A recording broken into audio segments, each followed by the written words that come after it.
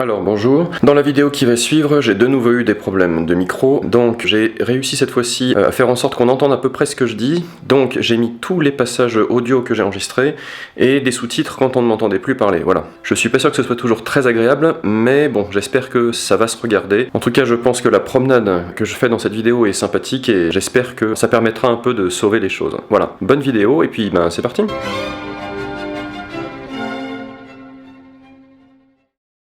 Alors bonjour, eh bien voici à Hoi An. J'en ai un peu marre en ce moment de la maison. Et pour cause, cette maison c'est un palace pour nous, donc on a vraiment la place de s'installer et d'être tranquille. Mais bon voilà, là j'en ai assez, donc je sors, on va faire un petit tour à la campagne et je vais vous montrer une partie de Hoi An que vous ne connaissez pas. Là on est vraiment dans la campagne. À partir de ce pont là, on va progressivement s'enfoncer dans une campagne qui est un peu analogue aux petites routes de campagne françaises. Vous allez voir, ça a beaucoup de charme. Ben voilà, c'est parti.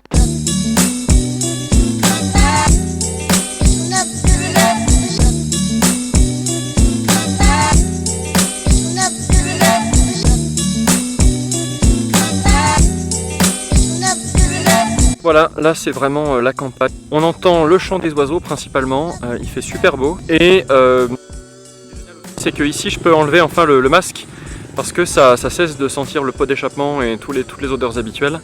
Donc ça fait du bien.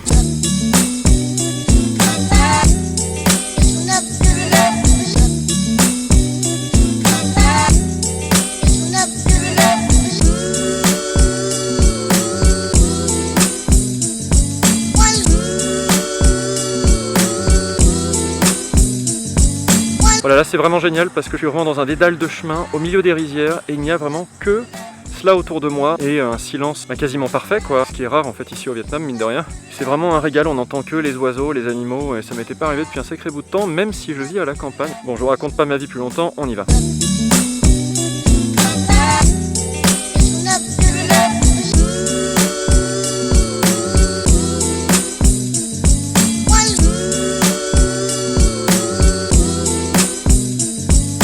Bon, j'ai trouvé l'endroit parfait pour déjeuner, une espèce de communiste en béton face à la campagne, aux rizières, au calme. C'est impeccable, on va pouvoir manger mon sandwich ici tranquillement quoi.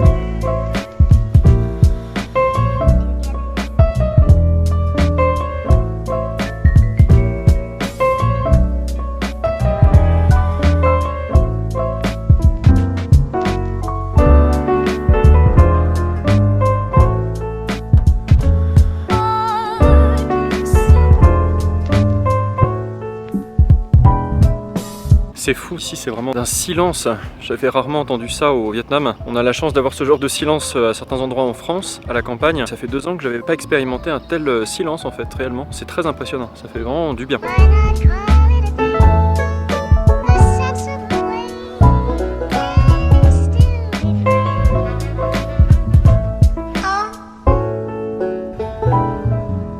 Bon voilà, on aperçoit Hoi An depuis le pont. Là, vous avez Hoi An. Et là, c'est le pont que j'ai pris tout à l'heure à l'aller. J'ai fait comme ça. Et je reviens par l'autre côté. Je vais longer la côte ici, le long à vélo, jusqu'à Hoi An.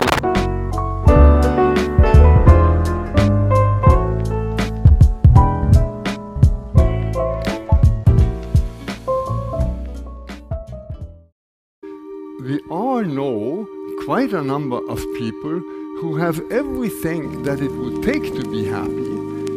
And they are not happy because they want something else or they want more of the same. And we all know people who have lots of misfortune and they are deeply happy. They radiate happiness. Why? Because they're grateful. Alors voilà, je me retrouve dans un temple que j'ai croisé sur la route qui m'a paru curieux, dans lequel en fait se pratique une religion qui est un mix entre le bouddhisme et le christianisme, puisque ici il prie à la fois Jésus et Bouddha. J'en ai jamais entendu parler de cette religion.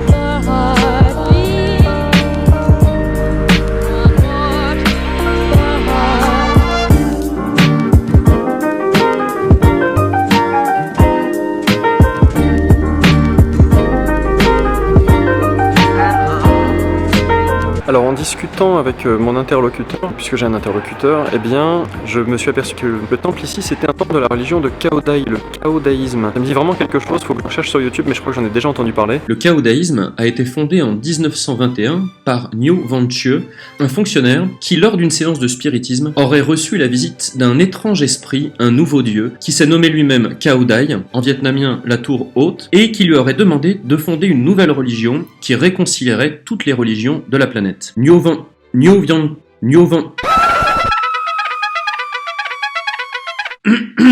Où en étais-je? Ah oui. Niu Vanchieu a donc recruté plusieurs spirites avec lui, et très vite la religion de Cao-Dai s'est répandue. Au bout de quelques semaines seulement, elle avait déjà 20 000 adhérents. Ils établirent leur siège à Tay Ninh, une ville dans le sud du Vietnam, près d'Ho Chi Minh, et le Cao-Daïsme fut reconnu comme religion par les autorités coloniales françaises lorsqu'elles occupaient le pays. Le but du Cao-Daïsme est donc de prôner la paix et l'unité des religions du monde. Pour atteindre cet objectif, elle est guidée à la fois par Cao-Dai lors de séances de spiritisme où il délivre des messages aux adeptes, ainsi que par des guides spirituels qui, tenez-vous bien, ne sont autres que Moïse, Jésus, Mahomet, William Shakespeare, Louis Pasteur, Lénine, Jeanne d'Arc et bien sûr Victor Hugo. Victor Hugo semble jouer un rôle particulier dans le Cao-Daïsme parce qu'il pratiquait le spiritisme au XIXe siècle, ce qui est considéré par les Cao-Daïstes comme une forme de renouveau spirituel de l'Europe. Concrètement, devenir Cao-Daïste n'est pas très compliqué, il faut suivre 5 préceptes. 1. Ne pas tuer. 2. Ne pas voler. 3. Ne pas mentir. 4. Ne pas commettre d'adultère. 5. Avoir un régime plutôt végétarien. Ça s'adapte en fonction des personnes. Le but de tout cela est, comme dans le bouddhisme, de sortir du cycle des réincarnations et, après sa mort, de rester au ciel avec Cao-Dai au lieu de se réincarner en chien ou en cafard ou quelque chose de désagréable. Bon, ça peut paraître un peu folklorique comme ça, mais concrètement, j'ai rencontré des gens très sympathiques. Je ne partage pas leurs idées, mais finalement, la relation passe très bien et pour moi, c'est tout ce qui compte. Sur ce, je reprends la vidéo.